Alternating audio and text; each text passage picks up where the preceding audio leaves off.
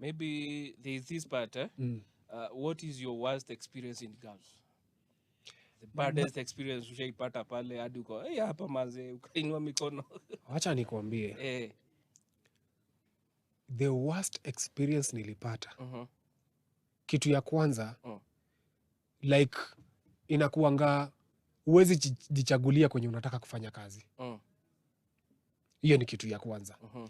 Utapata umepelekwa mahali, unaona yenyewe hii yenyewe I'm risking my life. Kama gani sasa?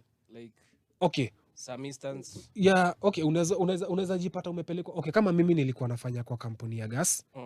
Nilikuwa nafanya kwa kampuni ya gas. So kuna hizo maybe hizo sulfur hizo zimetolewa, you know, you understand hizo sulfur when you breathe. Oh, the gas. Yeah, the gas, hizo exact those chemicals when you breathe. You know what zinafanya kwa mwili yako. You understand? So utapata umepelekwa place kama hiyo. Na ule mwenye amekupeleka anajua vizuri sana, this place is not inconvenience for this guy. Lakini anataka ufanye nini? Ufanye kazi hapo. Unaona? So ukikataa, utalala. Atakwambia tomorrow don't come to work. Wow. Kesho gari ya kampuni haitakubeba ikupeleke kazi. Itakuacha. Na ile report yenye ataandika iende kwa mdosi, atasema huyu amekuwa akitusumbua. Hataki kazi. You understand? So